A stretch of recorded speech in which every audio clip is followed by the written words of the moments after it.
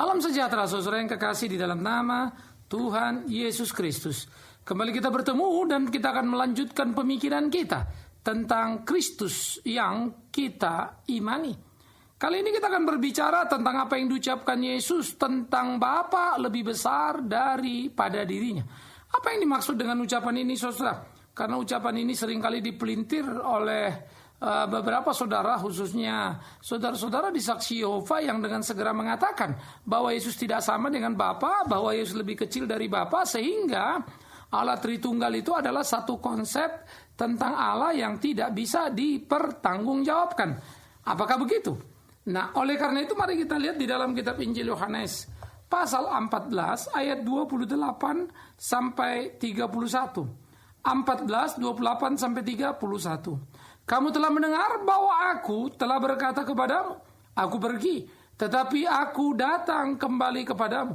Sekiranya kamu mengasihi aku, kamu tentu akan bersuka cita, karena aku pergi kepada Bapakku, sebab Bapakku lebih besar daripada aku.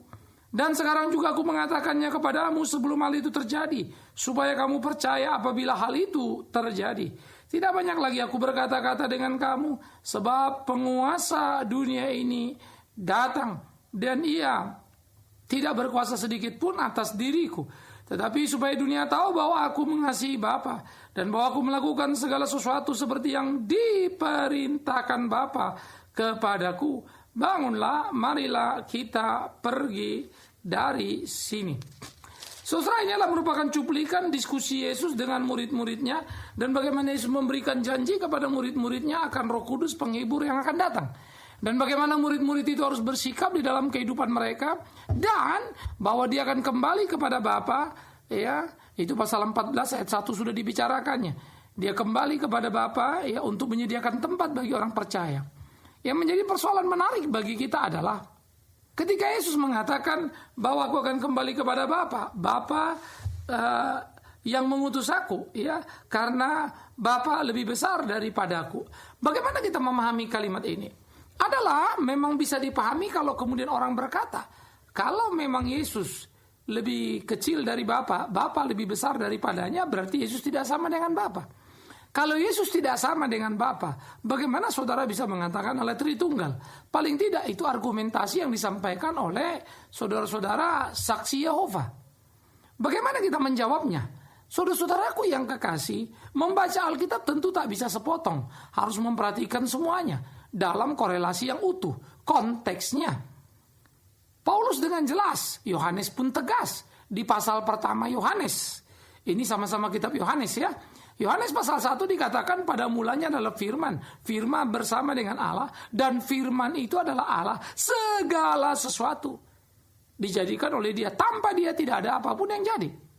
Dalam Filipi pasal 2 ayat 6, 7, 8 dan seterusnya, Paulus berkata bahwa Yesus tidak mempertahankan kesetaraannya, kesama derajatannya dengan Allah, tetapi mengosongkan dirinya menjadi manusia, mengambil rupa seorang hamba, kan begitu, hidup dalam keterbatasan dan keterhinaan. Artinya, dengan segera kita bisa melihat bahwa Yesus adalah Allah yang hidup, yang bertata di kemuliaannya. Yesus adalah Allah yang hidup, yang ada dan bersinggah sana. Ia berkuasa atas segala sesuatu di dalam kehidupan di dunia ini. Nah, tetapi pada waktu Yesus menjadi manusia, ingat, ia mengosongkan dirinya. Di sini problemanya. Sebelumnya kita sudah berbicara tentang pra-inkarnasi Kristus, begitu ya. Bahwa saya ulang sedikit, Yesus adalah yang setara atau sama dengan Allah. Ini poin 1 dulu. Kesaksian dari Paulus dalam Filipi 2. Lalu Yohanes sendiri berkata, pada mulanya firman. Firman itu bersama dengan Allah, dan firman itu adalah Allah itu. Artinya sama dan sehakikat. Lalu ayat 14 dari Injil Yohanes 1 mengatakan, Yohanes 1:14, bahwa firman itu menjadi manusia, itu Yesus. Nah, ketika dia menjadi manusia, Filipi pun sudah menjelaskan, dia mengosongkan dirinya menjadi sama dengan manusia. Jadi prinsip pertama adalah Yesus sama dengan Allah, mengosongkan diri menjadi sama dengan manusia. Nah, oleh karena itu, Mengosongkan diri kita juga pernah membahas. Artinya dia membatasi dirinya sebagai Allah yang tidak terbatas. Allah tidak terbatas pada dirinya. Tapi dengan rela Yesus membatasi dirinya sebagai Allah. Kenapa? Karena kalau dia menjadi Allah yang tidak terbatas itu seutuhnya, maka matilah manusia. Karena manusia tidak bisa melihat dan berurusan dengan Allah itu. Yang kedua, jika dia Allah yang seutuhnya, berarti dia tidak menjadi manusia seutuhnya. Dalam pengertian kesamaannya dengan Allah. Tapi apakah dia Allah sejati? Yes, dia Allah sejati. Yang menahan diri, yang melepaskan atribut-atribut keilahiannya, sehingga dia menjadi Allah yang membatasi diri. Berapa terbatasnya? Yang jelas, kita tahu. Karena membatasi diri, dia berkata, dia tidak tahu kapan hari kiamat akan datang, kecuali Bapa dan malaikat. Bukan karena Yesus tidak tahu dalam pengertian tidak mengerti. Nanti itu akan kita bicarakan lagi. Ya. Nah, oleh karena itu, dia juga berkata, aku lebih kecil dari Bapa. Bapa yang mengutus aku lebih besar dari aku. Tidak ada yang salah. Tetapi itu tidak serta-merta menunjukkan hakikat Kristus. Karena Yesus yang berbicara adalah Yesus yang sudah mengosongkan dirinya. Jadi Allah Tritunggal adalah Kristus di dalam kekekalan. Memang betul Allah Bapa, Allah Anak, Allah Roh Kudus. Nggak ada yang salah. Tapi ketika dia mengatakan dalam konteks ini, Bapa yang mengutus lebih besar daripadanya, itu dalam konteks ketika dia menjadi manusia. Dan pada waktu dia menjadi manusia, dia dengan rela mengosongkan dirinya. Jadi saudara-saudara, terlalu amat sangat terang sebetulnya untuk mengerti itu. Tetapi memang bisa kita pahami karena banyak sekali orang Kristen terjebak dalam diskusi-diskusi dengan saudara-saudara dari Saksi Yehova dan tidak sedikit kemudian jadi pengikut Saksi Yehova. Ya, karena memang juga harus diakui bahwa gereja seringkali kurang memberikan penjelasan-penjelasan doktrinal yang penting sebagai dasar apa yang kita percaya. Ini memang jadi repot karena semua orang hanya suka tentang firman-firman yang menindakbobokkan. Firman yang bilangnya janji-janji yang dikobarkan, tapi tidak mengenal Tuhan yang disembah. Lucu sebetulnya. Ya. Tetapi kalau saya suka berkata, dekat aja enggak, so akrab amat sih. Kan kira-kira begitu. Itulah posisi orang Kristen sekarang. So akrab dengan Tuhan. Padahal tidak mengenal Tuhan itu dengan baik, dengan sungguh-sungguh. Cuma merasa kenal. Karena itu tidak heran kalau Yesus pernah berkata, tidak semua orang menyebut namaku Tuhan, Tuhan masuk surga. Tapi mereka yang melakukan kehendakku. Siapa yang melakukan kehendak Allah? Orang yang mengenal Allah. Mengenal dengan baik. Mengenal dengan benar. Nah, itulah sebetulnya yang menjadi perlu untuk kita pahami. Kalau kita mengenal dengan benar, kita mengenal dengan baik, maka kita tahu Yesus prainkarnasi sama sehakikat dengan Allah, tidak lebih kecil, tidak lebih rendah. Tetapi Yesus ini yang kedua, pada waktu inkarnasi menjadi manusia, dia mengosongkan diri keilahiannya sehingga dia mengurangi dirinya hakikatnya sebagai Allah, sehingga dia melepas atribut-atribut yang menempel pada dirinya sehingga memungkinkan ia datang ke dalam dunia dan berkata kepada kita, iya dan Bapa yang mengutusnya lebih besar. Tapi dia juga berkata Bapa dan dia satu, bukan? Nah, oleh karena itu di dalam kesatuan kualitas keilahian sama.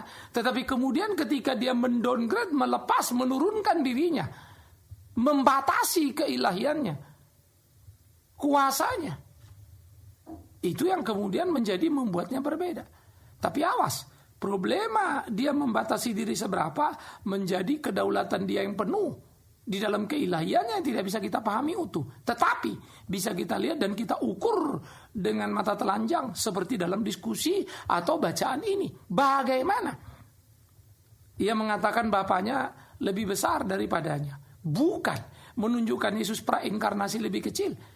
Tidak, tetapi betul bahwa Yesus dalam kesadaran penuh merelakan diri lebih rendah karena dia mengosongkan dirinya. Ini menjadi luar biasa dari pengorbanan Kristus juga yang kita mesti ngerti. Jadi bukan sekedar dia mati atas kayu salib saja, tumpahkan darah buat kita, tapi kita mesti tahu untuk dia datang, untuk dia lahir, dia sudah mengosongkan dirinya, melakukan pengorbanan yang sangat besar. Itu sebab dia menggugat kita untuk menyangkal diri, bukan? Tetapi yang kita lakukan justru bukan menyangkal diri. Semangat manusia adalah membesarkan diri, mengangkat diri supaya sama dengan Allah. Tetapi sebaliknya Yesus menunjukkan kerendahan hati yang luar biasa. Dan dia mengajar kita apa artinya menyangkal diri. Maka dia menyangkali dirinya keilahiannya. Dia Allah jadi manusia. Kalau kita menyangkal diri, ya manusia tetap manusia, bukan? Cuma yang gak hidup seenaknya. Kan itu saja sebetulnya. Nah, jadi saudara-saudara yang dikasih oleh Tuhan Yesus Kristus, saya pikir ini menjadi penting untuk kita pikirkan bersama. Bagaimana seharusnya kita hidup dalam kehidupan kita, bagaimana seharusnya kita melakoni hari-hari kita, supaya kita boleh melakukan apa yang menjadi kehendaknya. Sehingga hidup kita tidak menjadi hidup yang sembarang. Hidup kita tidak menjadi hidup yang semau kita. Inilah menjadi perlunya dalam kehidupan keberimanan. Nah, oleh karena itu, ketika dia mengatakan Bapaknya lebih besar daripada dirinya, itu betul dan tidak salah. Tetapi di mana? Ah, itu persoalannya. Bukan di kekekalan sana, tapi di sini di kesementaraan ketika dia menjadi manusia. Karena ketika dia manusia, dia mengosongkan dirinya. Sehingga dia membatasi atribut keilahiannya dengan rela lebih kecil dari Bapaknya. Karena dia rela menjadi utusan Bapaknya. Saudara-saudara, saya pikir ini menjadi sebuah pembelajaran penting. Karena itu tidak salah kalau kemudian Paulus dalam Filipi 2 mengambil contoh itu ketika bicara pada orang Filipi. Bagaimana orang Filipi seharusnya hidup dalam kebersamaan. Bagaimana orang Filipi harus belajar merendahkan diri satu dengan yang lainnya. Maka waktu dia mengambil contoh itu menjadi sangat jelas bagi kita. Itulah seharusnya hidup kita. Itulah seharusnya yang kita lakukan dalam hari-hari kita. Bagaimana kita belajar untuk hidup seperti apa yang menjadi kehendak Tuhan kita. Nah, ini menjadi perlu. Ini menjadi penting. Sehingga dengan demikian hidup kita menjadi hidup yang berkenan kepada Tuhan. Hidup yang boleh melakukan apa yang menjadi kehendak Tuhan. Nah, saya pikir inilah sebetulnya nilai perjuangan dalam hidup keimanan. Sehingga orang percaya boleh hidup seperti apa yang Tuhan kehendaki. Ini yang harus kita tumbuh kembangkan. Nah, jadi saudara-saudara yang dikasihi oleh Tuhan Yesus Kristus, menjalani hari-hari di pergumulan kehidupan bukanlah perkara sederhana. Bagaimana menjadi apa yang Tuhan kehendaki, itu adalah pergumulan yang luar biasa yang harus kita lakoni dan harus kita jalani. Nah, karena itu kita perlu dengan sungguh-sungguh untuk mengerti apa yang menjadi kehendak Tuhan dalam hidup kita. Bagaimana dengan sungguh-sungguh kita belajar memahami di dalam pergumulan kita untuk hidup sesuai dengan apa yang diinginkannya. Bukan sekadar apa yang kita inginkan dalam kehidupan kita. Jadi ketika dia berkata Bapaknya lebih besar dari dirinya, itu karena penyangkalan keilahiannya. Itu karena dia menjadi manusia. Sehingga pemahaman Allah Tritunggal adalah Tritunggal di dalam kekekalan. Itu betul, nggak ada yang salah. Sehingga mengatakan tidak ada Allah Tritunggal. Karena Yesus sendiri ngomong lebih kecil daripada Bapaknya. Bapaknya lebih besar daripada dirinya. Terlalu dini dan sangat tidak tepat. Karena dia ada di dalam konteks yang berbeda. Itu dalam konteks ketika dia memang mengosongkan dirinya. Sehingga Bapaknya lebih besar dari dia. Itu memang pantas. Ketika dia merelakan dirinya untuk menjadi messenger atau kemudian merelakan dirinya menjadi utusan Allah. Jangan lupa, untuk itu dia mengosongkan dirinya. Ketika dia merelakan dirinya menjadi manusia. Nah, mestinya ini tidak boleh diabaikan. Kalau ini diabaikan, nah muncullah kekacauan dalam memahami kristologi dengan benar, dengan tepat. Padahal kalau tepat kita memahami justru kekaguman yang ada pada diri kita. Mengapa Yesus yang sama dan sehakikat dengan Allah mau mengosongkan dirinya menjadi lebih rendah. Bahkan ada sesaat dikatakan dia sempat lebih rendah dari malaikat. Kapan? Waktu dia ditinggalkan Bapa. Waktu dia mati di atas kayu salib. Waktu dia berkata Eli Eli lama sabatani. Jadi ada titik-titik yang mengerikan sebetulnya kalau kita lihat dalam perjalanan Yesus. Itu menjadi titik-titik yang sangat krusial karena dalam karya pengampunan dosa yang sedang digarapnya. Saudara-saudara yang dikasihi oleh Tuhan Yesus Kristus, saya pikir ini menjadi bagian atau poin penting yang harusnya tidak bisa kita abaikan dalam kehidupan kita untuk kita pertegas. Ya, kita mesti memberikan satu tekanan di sana. Kita mesti memandang itu secara spesifik di situ. Itu harus menjadi satu fakta yang harus digarisbawahi. Yesus mengosongkan dirinya menjadi sama dengan manusia. Maka dia yang mengosongkan dirinya lebih rendah dari Bapaknya. Bapa yang dalam kekekalan lebih besar dari dia. Dia menjadi utusan bukan karena lebih kecil, tapi karena merelakan dirinya menjadi utusan. Konsekuensinya dia menjadi lebih kecil. Itu yang harus dipahami. Bukan karena lebih kecil dia diutus. Dia rela untuk datang ke dalam dunia dalam kasih-Nya. Itu sebab seperti yang saya katakan, kalau kita mengerti dengan benar, kita mengerti dengan jelas, puji Tuhan. Tuhan Yesus mau mengosongkan diri menjadi sama dengan manusia. Sehingga apa yang dikatakan dalam Filipi pasal 2 ayat 6 dan seterusnya itu perlu untuk kita sadari sebagai orang percaya, kita pegang penuh. Kan tidak mungkin saudara juga kalau kita membaca Alkitab, misalnya Yohanes pasal 1 dan Yohanes 14 bertentangan. Enggak, penulisnya sama kok. Penulis yang sama itu di awal-awal sudah mengatakan, firman bersama dengan Allah dan firman itu adalah Allah. Sama sehakikat. Tapi kemudian firman itu menjadi manusia, tinggal di dalam daging dan darah. Di situ dia mendowngrade dirinya, merendahkan dirinya, mengosongkan dirinya, sehingga dia menjadi utusan dalam kerelaan, mengakibatkan dia lebih kecil dari Bapa. Nah, apa yang digambarkan Tuhan Yesus kepada murid-muridnya? Bapakku yang mengutus aku. Juga harus dipahami dalam terminologi. Bukan Bapa mengutus anak dalam ketidakberdayaan anak karena nggak bisa nolak. Ingat, dengan rela dia menjadi utusan. Itu harus dipahami dulu. Jadi bukan karena yang mengutus lebih besar. Secara logika sederhana kan kita bisa bilang, mana lebih besar yang mengutus dan yang diutus? Pasti kita jawab yang mengutus. Kalau begitu, mana lebih besar Bapa dan anak? Pasti kita jawab Bapa. Dalam konteks utusan tidak salah. Ya, dan dia menyebut dirinya sebagai utusan Bapaknya. Dan dia menyebut yang benar. Bapa yang mengutus lebih besar dari dia. Karena Bapa ada dalam kekekalan yang mulia, yang luar biasa. Jadi kalau saudara sudah melihat Yesus, tahulah saudara betapa mulianya Allah di dalam surga itu. Ketika engkau berurusan dengan Yesus Kristus yang kasat mata, yang bisa kau lihat, dan Bapa dalam surga lebih besar dari dirinya, yang menjadi manusia, maka tahulah engkau betapa besarnya Allah di surga, sekaligus betapa besarnya Yesus Kristus prainkarnasi, dan pada waktu dia kembali ke surga mulia, ke tempat mulanya dia, ke dalam kekekalannya. Nah, oleh karena itu, apa yang diajarkan kepada murid-murid menjadi sangat penting. Bahwa dia akan pergi dan dia akan datang kembali. Dia pergi kemana? Ke surga, ke tempat dari mana dia ada. Menarik bukan? Nah, ini bagian-bagian ayat yang tidak boleh kita abaikan. Ya. Aku berkata padamu, aku pergi, tapi aku akan datang kembali padamu. Sekiranya kamu mengasihi aku, tentu kamu akan bersuka cita. Karena aku kurdi pada Bapakku. Ya. Bapakku yang mengutus aku lebih besar daripadaku. Dan sekarang juga aku mengatakan kepadamu sebelum hal itu terjadi, supaya kamu percaya apabila hal itu terjadi. Pada waktu Yesus datang kembali, supaya semua orang percaya. Ingat betul apa yang Yesus katakan. Itulah iman teguh yang kita bangun dalam kehidupan kita. Tidak banyak lagi aku berkata-kata dengan kamu, sebab penguasa dunia ini datang dan dia tidak berkuasa sedikit pun atas diriku. Nah, ini juga kita bisa melihat betapa Kristus adalah yang terbesar di dalam hidup di kolong langit yang bisa dilihat mata. Yang bisa dilihat mata ya. Yesus yang inkarnasi itu. Karena tidak ada penguasa dunia apapun, setan apa segala macam lebih besar daripadanya. Setan bisa mengenali dia dan ketakutan. Di Gadara dengan segera setan itu tahu Yesus anak Allah yang hidup. Mereka gemetar, minta supaya diizinkan pindah kepada babi-babi. Peristiwa itu mengajarkan kepada saudara dan saya, siapa Yesus yang berdaulat, siapa Yesus yang hebat, siapa Yesus yang besar itu. Nah, oleh karena itulah, apa yang harus kita pahami, apa yang harus kita mengerti dengan utuh. Menarik ketika dikatakannya, tidak banyak lagi aku berkata-kata dengan kamu, sebab penguasa dunia akan datang, tidak sedikit pun dia berkuasa atasku. Tetapi supaya dunia tahu bahwa aku mengasihi Bapa, dan bahwa aku melakukan segala sesuatu seperti yang diperintahkan Bapa padaku.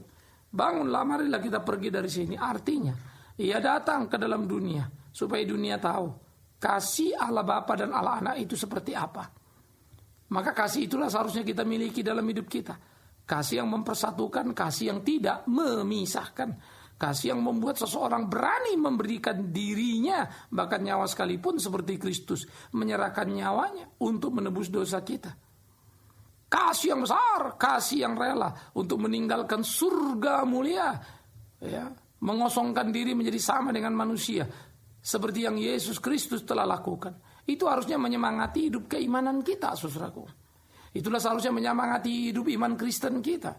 Oleh karena itu, ketika dia berkata, Bapakku yang mengutus aku lebih besar daripada aku, Maka inilah yang bisa kita katakan, ya Yesus Tuhanku, betapa ajaibnya kasih-Mu. Sampai dalam kesetaraan dengan Bapa, Engkau rela menjadi lebih kecil. Wow. Kenapa lebih kecil? Ingat, karena Dia mengosongkan dirinya. Kenapa Dia mengosongkan dirinya? Karena Dia mengasihi manusia dan melakukan semua dengan rela. Ia tidak dibawa tekanan apapun. Ia melakukan dalam kasih sayang yang besar. Alangkah hebatnya, alangkah ajaibnya. Nah, inilah yang mestinya kita pikirkan dengan sungguh-sungguh. Kita jalani dengan utuh, supaya hidup kita menjadi hidup yang menyenangkan hati Tuhan. Saudara-saudaraku yang dikasihi oleh Tuhan Yesus Kristus, adakah yang lebih baik daripada itu? Melakukan apa yang menjadi kehendak Tuhan kita? Adakah yang lebih baik daripada itu? Dengan hidup sesuai dengan kehendak Tuhan kita. Oleh karena itulah, syukuri ketika Yesus rela, bahkan sekalipun harus menjadi lebih kecil dari Bapaknya, melepas kesetaraannya, menjadi sama dengan manusia. Dilakukannya untuk saudara dan saya, untuk menyelamatkan kita. Betapa besarnya kasih-Nya. Bapakku yang mengutus aku lebih besar daripada aku. Tidak menunjukkan keterbatasan dan kekerdilan Yesus, tapi sesungguhnya menunjukkan kebesaran kasih Yesus yang rela ada pada posisi yang tampak lemah, ada pada posisi yang tampak rendah, ada pada posisi yang tampak hina. Tetapi demi kita yang sesungguhnya rendah, demi kita yang sesungguhnya hina, dilakukannya untuk menebus dosa-dosa kita. Puji Tuhan. Allah Tritunggal adalah konsep Allah yang sangat bisa dipertanggungjawabkan. Ajaran Alkitab yang tak terbantah. Dan seluruh gugatan kita akan preteli satu demi satu untuk bisa mengerti Dia dengan utuh. Dan saya kira dari bagian-bagian awal kita sudah membicarakan itu untuk mengerti apa yang menjadi kehendak Tuhan kita.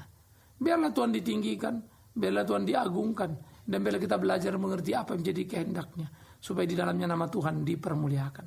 Baik saudaraku yang kekasih, Tuhanlah yang menolong kita, Tuhanlah yang memimpin kita dalam kehidupan kita, supaya hidup kita boleh menyenangkan hati-Nya, melakukan apa yang menjadi kehendak-Nya.